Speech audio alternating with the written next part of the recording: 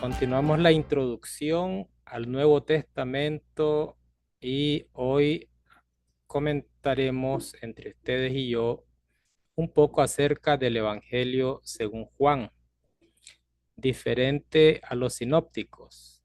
Supongo que ya lo han notado algunos de ustedes. Cuando en los sinópticos vimos las diferencias entre ellos y Juan, hicimos una lista como de 9, 10 diferencias. ¿Cuántas diferencias fueron?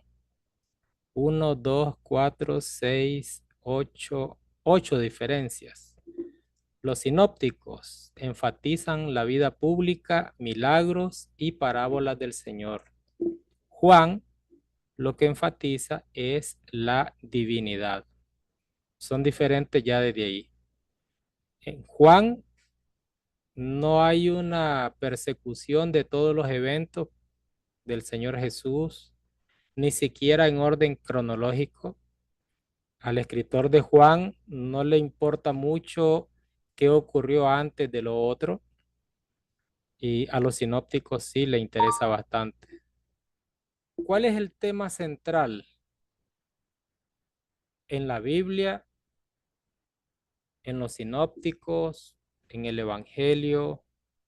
¿Qué pareciera que fuera lo más importante como para decir, esto voy a predicar, esto es mi mensaje? Si ustedes quisieran ser autodidactas o críticos, o si lograran eliminar esas influencias que han tenido de predicadores y de las iglesias durante toda su vida o su vida cristiana, ¿dónde buscarían ustedes qué es lo esencial? ¿O alguien tiene una idea? Que a veces para algunos dicen lo esencial es portarme bien. Cada quien tiene un énfasis diferente. Otro dice, lo esencial es la doctrina. A veces ni saben lo que significa doctrina. Lo esencial es el bautismo, dicen mucho, muchísimo, más de lo que usted se imagina. Lo esencial es el bautismo. Puede estar equivocado en todo lo demás, pero si fue bautizado correctamente, no hay problema. Me interesaría escucharlos a ustedes. ¿A qué le llaman esencial en el cristianismo? Para mí es hablar del Señor Jesús, de toda su vida, su ministerio, porque como dice usted, se tocan muchos temas, pero muchas veces no se toca absolutamente nada del Señor Jesús. Por ejemplo, para mi hermano, solo era decir Jesús, hasta que usted aclara y dice el Señor Jesús. O sea, y así como eso, hermano, hay muchas cosas que se ignoran porque realmente no se habla de lo que se debería de hablar. Para mí, yo hablaría del Señor Jesús. Toca. En Juan hay una observación en el capítulo 20, versículos 30 al 31. Escuchen, para los que solamente mencionan bautismo. El Señor Jesús realizó en presencia de los discípulos muchos otros signos o milagros que no están escritos en este libro. Está hablando de los milagros en el propósito del libro. Estamos hablando del Evangelio según Juan. Estos han sido escritos para que creáis que Jesús es el Cristo, el Hijo de Dios, y para que creyendo tengáis vida en su nombre. El propósito del Evangelio según Juan es hacer crecer la fe en las personas. Sea discípulo o no sea discípulo, la fe en el Señor Jesús es el elemento que resalta y que si usted se pone a buscar en todo el libro cuál es el propósito de este Evangelio según Juan, capítulo 20, versículo 31. ¿Y qué predicamos? Sean honestos, no dejen la mentira a un lado, que es del diablo la mentira. ¿Qué predicamos? ¿Es o no es cierto que es el bautismo lo que se enfatiza? Usted llega a una casa y usted va pensando, la bautizo porque la bautizo. Eso es lo que va pensando. Eso es, eso es lo que nos dijeron. Eso le dijeron al hermano Darwin. Bautícela y todo va directo, va a atravesar todo el firmamento y llegar a las mansiones celestes. Interesante que Juan no me está diciendo que el propósito de esta predicación, el propósito de la más antigua predicación era llevar a las personas al agua bautismal. Ok, y algo más, yo quiero escuchar a alguien que me diga, ah, está bien lo que dice hermana Reina, ¿verdad? Pero lo esencial del mensaje del Señor, ¿cuál sería? Está bien, por leer los milagros, por leer la historia del Señor Jesús, se va desarrollando la fe y nos vamos concientizando y de pronto sentimos la necesidad de querer ser cristiano, la necesidad de ser cristiano. Yo quiero ser cristiano. Yo siento que va creciendo en mí una fe, esa semillita que por ADN la traigo conmigo, esa semillita de fe, al ver la, la, la predicación general, diríamos, ¿cómo sería la teología general? Todo lo que es el universo y todas las cosas maravillosas de la creación son un mensaje de Dios. Todo lo que está en el universo es un mensaje de Dios para nosotros. Pero también tenemos la revelación específica, no solamente la revelación general para poder conocer de Dios. Y la revelación específica, pues, ¿cuál sería ese mensaje o cuál sería nuestra prioridad? Yo voy a ser cristiano. ¿Y cuál es la prioridad en mi vida como cristiano? Si lo pudiéramos decir en una o dos palabras. A ver, ¿cuál de ustedes tiene no tiene que ser la respuesta correcta, puede ser correcta la de ustedes y no la mía. Buenas noches, hermanos. Para mí sería resaltar el amor de Cristo y el permanecer fiel a Él y un servicio a Él también. No solo a Él, sino a su iglesia también. Para que vean la calidad de estudiante, la hermana Reina acertó a la primera, que cuál sería el mensaje que ella predicaría. Y a la primera salió con, pues, describir al Señor Jesús y los milagros que hizo y las lecturas que están en los evangelios. Y ahora hermano Bailon la pega a la primera también, al menos coincidiendo conmigo. Dice el amor. ¿Cuál es el mensaje de la Biblia entera? El amor de Dios hacia la humanidad manifestado en la persona del Señor Jesús. Y lo que se espera como reacción del ser humano es que nosotros también amemos a Dios y amemos a nuestros semejantes. Entonces, el amor es el tema central. Pero ahí andan diciendo que lo más importante es cantar sin instrumentos musicales, que no hayan esos dones de lengua, que no haya, eh, creemos que la forma, hay muchas cosas importantes y tiene que tomarse en consideración las enseñanzas, el patrón bíblico, pero lo esencial casi no lo tomamos en cuenta. ¿Cómo se sabe que una iglesia no es de Cristo? ¿Cómo se sabe que una iglesia no es de Cristo? Alguien puede decir, y muy bien dicho, si no tiene la doctrina del Señor, no tiene a Dios. Correcto, correcto. ¿Y cuál es la principal doctrina del Señor?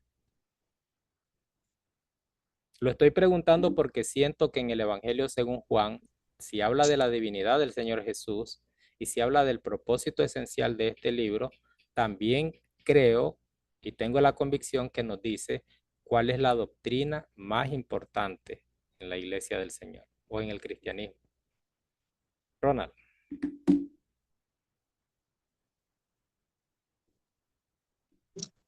Buenas noches, hermanos, bendiciones. Bueno, yo considero que la doctrina más importante para un cristiano, como ya mencionaba nuestra hermana Catherine, sería cumplir los mandamientos de nuestro Dios y como principal sería amar a Dios sobre todas las cosas. Si amamos a Dios sobre todas las cosas, el resto de los mandamientos se cumplen. A ver, hermana Mayra, échanos una manito.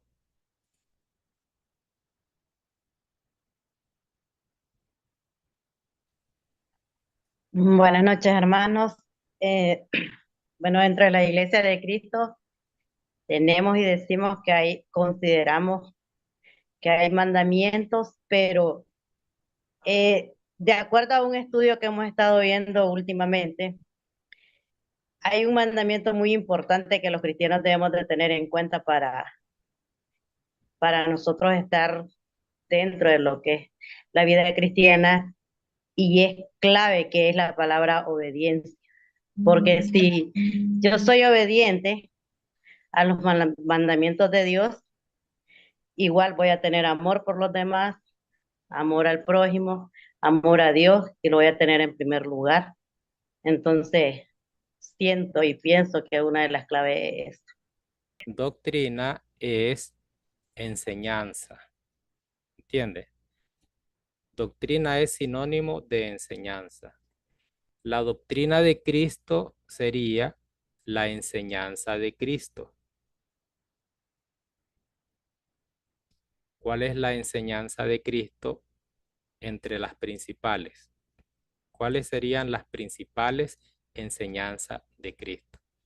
Si usted me dice la principal enseñanza de Cristo es la obediencia, bueno, Él manda a obedecer, pero ¿qué tanto encaja como lo que estamos preguntando ahorita? ¿Ok? Entonces, la obediencia, bueno, hay que obedecer todas las enseñanzas de Cristo. Vamos a, esa es la lucha, ¿no? Esa es la tarea que tenemos, obedecer todas las enseñanzas de Cristo, ¿ok? Y la pregunta mía desde hace un rato es, ¿cuál es o cuáles son las principales enseñanzas de Cristo? Miren qué diferente. El Señor menciona algo que es muy esencial y lo menciona como un nuevo mandamiento. Y nosotros podemos decir, en esta iglesia no hay amor, pero en doctrina es perfecta. ¿Lo has escuchado, hermana Mayra?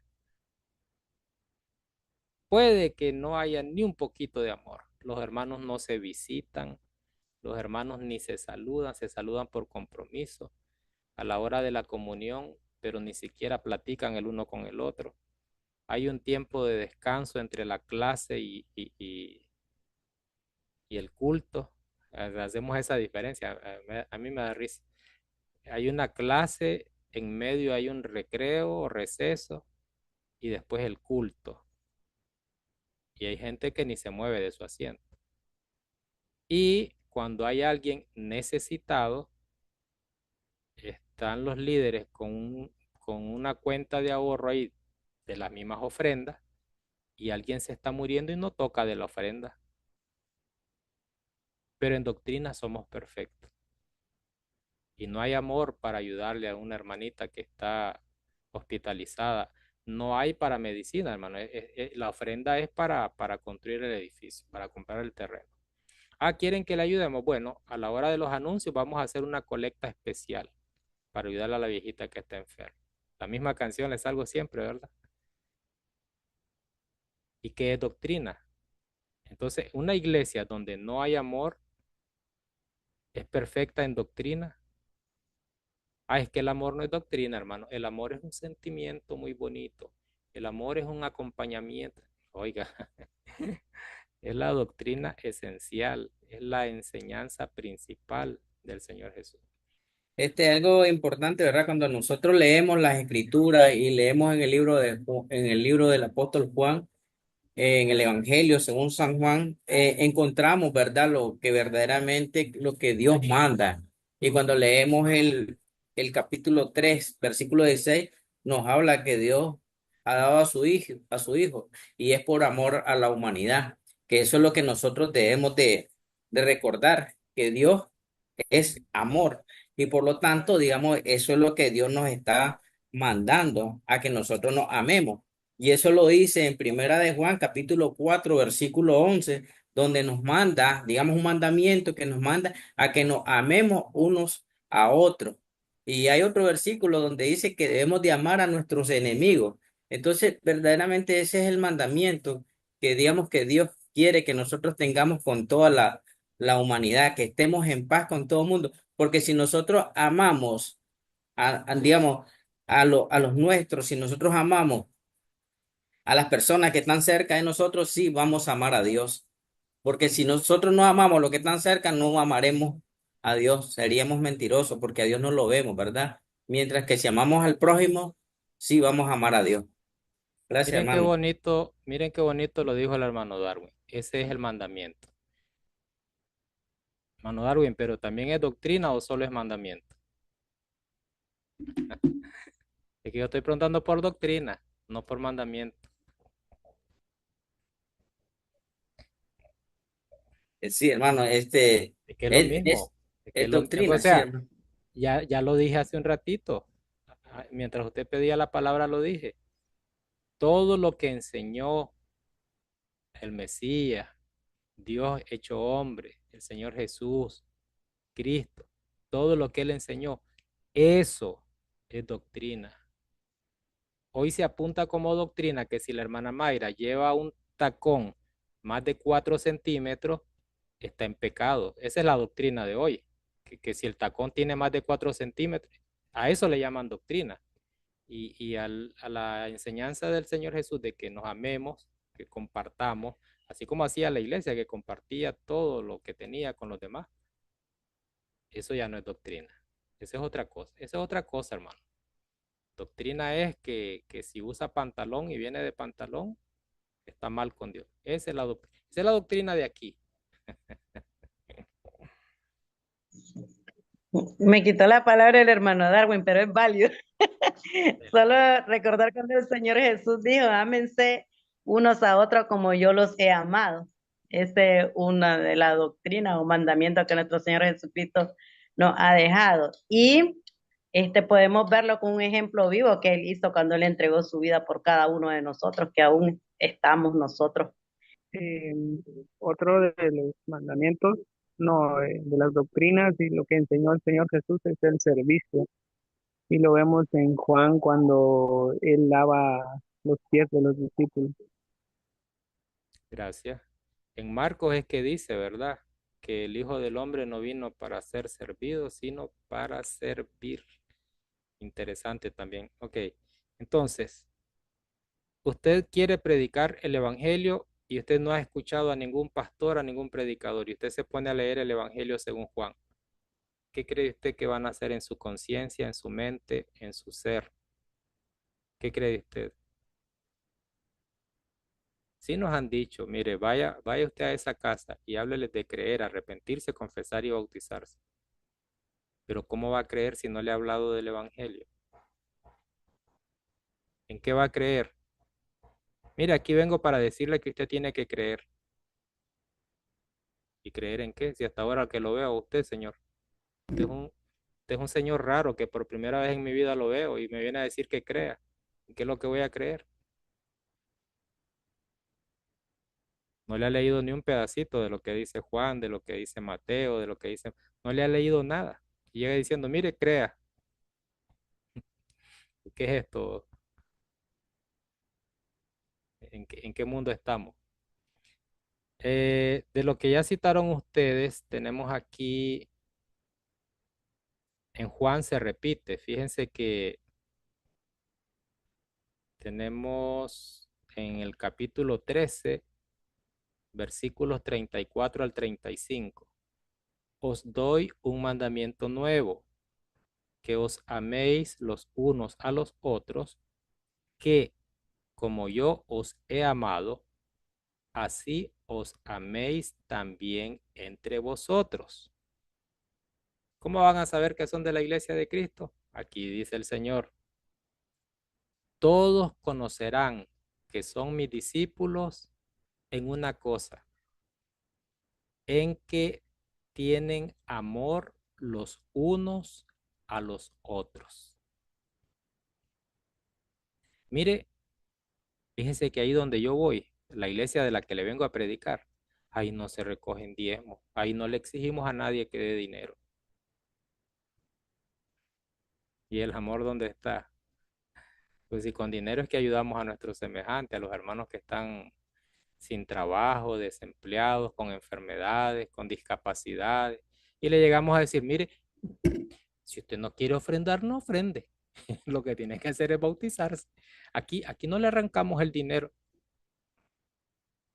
Bueno, tampoco quiero contradecirme, pero ¿en qué conocerán en qué conocerán las personas que somos discípulos del Señor? En que demostramos el amor. Y sin dinero no se demuestra el amor. Usted llegue a predicarle a alguien que está con hambre y no le da de comer. También en el capítulo 15, no solamente en el 13, vean en el 15, 2 capítulos después. Estas palabras del Señor están en la segunda sección, o lo que le dirían algunos, el segundo libro de Juan, que ya es la Pascua y la Resurrección. En este transcurso entre los capítulos 13 al 21, el Señor recorre poquito tiempo. Es que le está dando instrucciones a los discípulos que no se las dio en los años anteriores. Lo esencial lo está hablando después del capítulo 3, algo así como el discurso de despedida, ¿verdad? Usted se va a un largo viaje y las recomendaciones que le deja a su hijo son las más esenciales. No me hables con desconocidos, si son niños, ¿verdad? No me hables con desconocidos, eh, no andes peleando, no andes solo en la calle. Algo así, lo más importante que necesitaría un niño si usted va de viaje, está obligado a salir del país. ¿Qué le diría? ¿Lo más importante o le diría, toma, aquí te dejo para la galleta? Yo creo que usted se preocuparía por decirle las cosas que son más esenciales. El Señor estaba dando cosas extremadamente delicadas. Y la primera, en el capítulo 13, empieza ese momento de la pasión ya próxima a su crucifixión. Y la primera que le dice, en esto conocerán que son mis discípulos, si hay amor de los unos a los otros, si entre ustedes hay amor. Esa es, siento que la doctrina principal del Señor Jesús y el tema central de toda la Biblia, el amor. Y es el que menos nos preocupa, ya como lo he dicho antes. Miren cómo contestamos ustedes y contesto yo y hemos contestado todo el mundo. Sí, que lo más importante es que si fue bautizado o no. Más importante incluso que el amor. Que si se congrega todos los domingos. Esa es de las cosas más esenciales. No estoy diciendo que no nos congreguemos o que no bauticemos a la gente. No estoy diciendo eso. Estoy diciendo que lo más importante parece que no es eso. Y el hermano Darwin también mencionó en Primera de Juan capítulo 4. Parece que el mismo autor del Evangelio que estamos comentando ahorita, así de pasadita, sin mucha formalidad, en el video ya viene más información acerca del autor.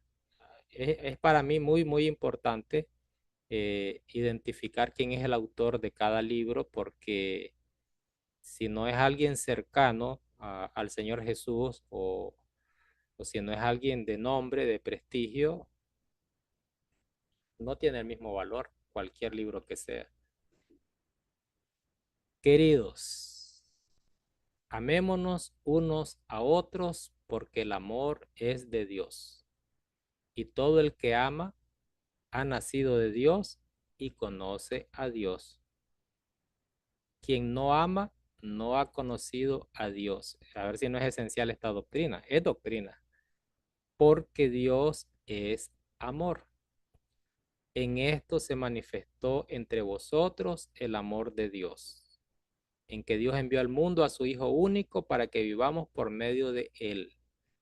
En esto consiste el amor, no en que hayamos amado a Dios, sino que Él nos amó y nos envió a su Hijo como víctima de expiación para librarnos de la condenación por el pecado, para el perdón de nuestros pecados. Queridos, si Dios nos ha amado de esta manera, también nosotros debemos amarnos unos a otros. ¿Qué es lo que está en el segundo libro de Juan? O sea, del capítulo 13 al 21.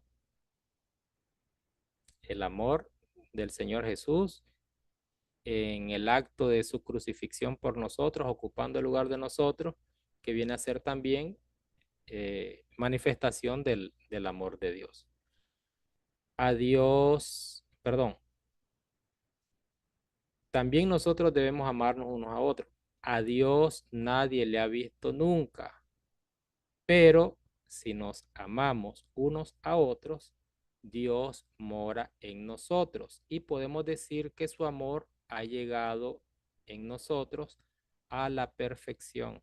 Imagínese usted, algo de perfección en nosotros es increíble. En esto reconocemos que moramos en Él y Él en nosotros, que nos ha dado su Espíritu. Y nosotros que hemos visto podemos dar testimonio de que el Padre ha enviado a su Hijo como Salvador del mundo. Si uno confiesa a Jesús como Hijo de Dios, Dios mora en Él y Él en Dios. Y nosotros hemos conocido y creído en el amor que Dios nos tiene. ¿Cuántas veces la palabra amor en poquitos versículos? Y sigue, Dios es amor y el que se mantiene en el amor se mantiene en Dios y Dios en él. ¿Usted quiere que Dios se mantenga en usted y ustedes mantenerse en Dios? El amor. En esto conoceremos otra vez que el amor ha alcanzado en nosotros su plenitud, en que tengamos confianza en el día del juicio, pues según es Jesucristo, así seremos nosotros en este mundo. Ana Reina.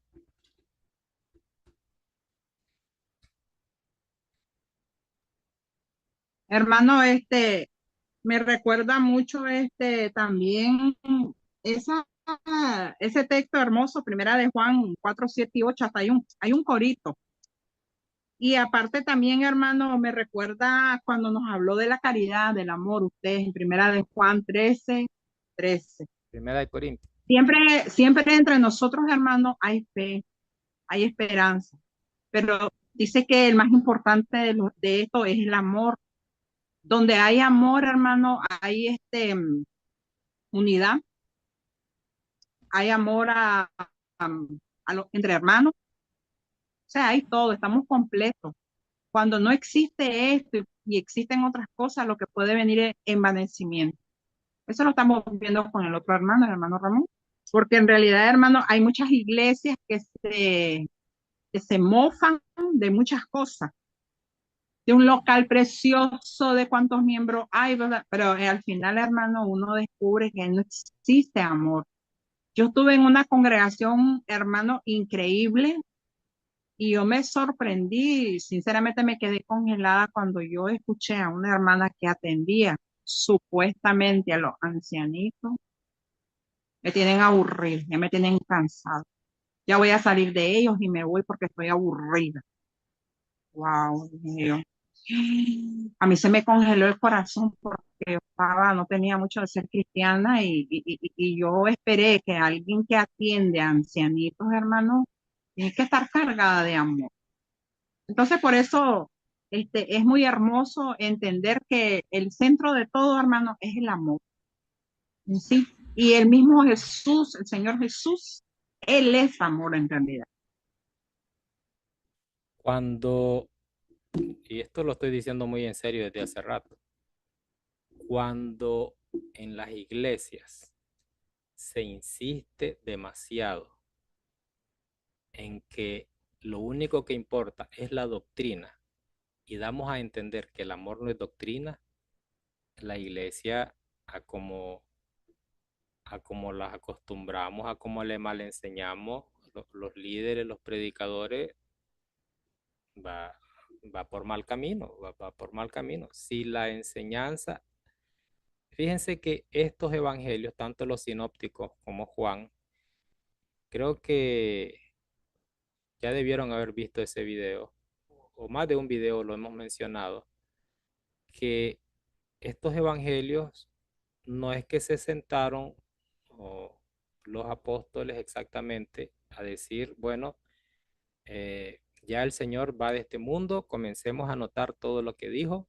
para que a la gente no se le olvide, para que lo podamos repetir a otro. No, eran discursos de cuando ellos estaban evangelizando. Cada vez que usted esté leyendo partes de Mateo, partes de Marcos, de Lucas, de Juan, bueno, hoy estamos con Juan. Usted comienza a leer un capítulo de Juan, cualquiera. Lo primero que debería pasar por su mente es este capítulo. fue parte de un discurso de, de los apóstoles y de otros discípulos. Claro, fueron palabras del Señor Jesús, sí. Por ejemplo, Marcos, que fue discípulo de Pedro, Marcos escribió todo lo que está en el Evangelio según Marcos. Esos 16 capítulos los escribió un discípulo de Pedro. ¿Y de dónde sacó él ese escrito? De tanto escuchar los discursos de Pedro. O sea que Pedro lo que predicaba era lo que escribió Marcos. No sé si ya me enredé, si hice un trabalengua, si estoy cantinfleando, pero obvio que primero lo dijo el Señor Jesús cuando anduvo predicando el Evangelio. Y se anotó la historia, los milagros que hizo, pero eso, Pedro quería evangelizar a las personas. ¿Qué hacía Pedro? Ya lo vimos en el video. Pedro decía, bueno, voy a demostrar con las escrituras que el Señor Jesús es el Mesías. Y por eso ahí están citas del Antiguo Testamento en Mateo, en Marcos, en Lucas, en Juan. Y así predicaban. Esa era la predicación. Daban un discurso argumentando a favor de la divinidad, perdón, de la mesianidad del Señor Jesús. El Señor Jesús es el Mesías prometido, el mismo de allá en Deuteronomio que menciona Moisés. Es el mismo. Aquí está. Y comparando y con el Antiguo Testamento. Esa era la Biblia de los primeros cristianos, de los apóstoles, el Antiguo Testamento. Pero también había que demostrar que el Señor Jesús resucitó. Porque ¿de qué le sirve un Salvador del mundo que ofrece vida eterna si él mismo no resucita? Esas son las etapas de la predicación en esa época. El Señor Jesús es el Mesías, resucitó. Hay que argumentar a favor de estas dos cosas porque esa es la base de la predicación. Cuando las personas ya estaban conscientes de que él es el Mesías y de que Él es este, el autor de la vida, entonces se le comienzan a relatar esas señales prodigiosas que hizo o esos discursos que dio el Señor Jesús. Él es el Mesías, Él resucitó, estas son sus enseñanzas. Y le decía a Juan, la principal enseñanza es el amor. Así predicaban en esa época. ¿Cómo predica usted hoy? ¿Cómo nos enseñaron a predicar hoy? ¿Cómo lo hacían los apóstoles? Está interesante el contenido de Juan porque hay una profundidad de enseñanzas que no la tienen ni siquiera los sinópticos. Por ejemplo, el capítulo 6, que después de alimentar a los más de 5,000 personas, mucho más de 5,000 personas, hay un discurso extenso ahí. En los evangelios sinópticos no aparecen discursos tan extensos. Va haciendo un milagro, después otro milagro, una parábola, otra parábola. Y dice el Señor, el que no entendió, no entendió. A ustedes sí les he revelado, dice el verdadero significado de las parábolas. Un poquito más, un poquito menos profundo. En Juan, todo un capítulo, el capítulo 6, miren, la comunión. Eso tiene que ver con la vida eterna, con no morir, no morirá jamás el que coma mi carne y viva mi sangre. Y hizo unos énfasis como de 15 veces, hablando de que no morirá, que recibirá la corona de vida, que vivirá eternamente. Y también hay otros discursos por ahí en el Evangelio según Juan. Pero lo principal, el amor. Doctrina principal en la iglesia del Señor Jesús, no en la que usted pertenece, el amor. Y no estoy siendo ni burlesco ni sarcástico, sino que es una realidad. Porque sea donde usted pertenece o donde yo pertenezco, hace mucha falta o hace falta mucho amor. No hay amor suficiente donde usted se reúne. Decir que toditos los miembros de la iglesia son destacados por su nivel, por su alto grado de amor que hay en su vida junto con los demás, en sus relaciones, en sus necesidades. Siempre va a hacer falta más, porque el amor es perfecto y usted y yo no somos perfectos. Es la doctrina esencial, al menos destaca ahí. Predicar como lo hacía Juan, como lo hacía Pedro, no es tan complicado. Yo les decía, no sé si fue en la iglesia que lo dije el domingo, a veces no sé si estoy en la iglesia o con ustedes. A veces en mis sueños me imagino cosas y lugares equivocados, pero no es complicado. ¿Quién dice que usted tiene que decir de memoria todo lo que está en el Evangelio según Juan? Ahí no tiene la Biblia. Siéntase y léase unos párrafos, léase un capítulo. Yo he llegado a una casa a leer parte del capítulo 6 y a la semana siguiente terminar la lectura del capítulo 6. Así como hacía también Ramón Ayala en las recomendaciones con el tema de la evangelización. Haga una lectura con la persona, póngala que ella lea y después haga la pregunta induciéndola a ver si ella puede sacar algunas lecciones. Póngala a leer donde dice, el que come mi carne y bebe mi sangre, vivirá eternamente. Pregúntele, ¿usted ya ha comido la carne del Señor Jesús y la sangre del Señor Jesús? Ahí dice que es necesario para tener vida eterna. A ver si tienen el valor de decirle después a esas mismas personas, aquí yo estoy bien con Dios. Aquí en mi cuartito yo oro, yo no le hago mal a nadie. Entonces usted póngala a leer esas palabras y diga, mire, ¿quién está hablando ahí? Primero hágale esa pregunta. ¿Quién está hablando? ¿Quién cree usted?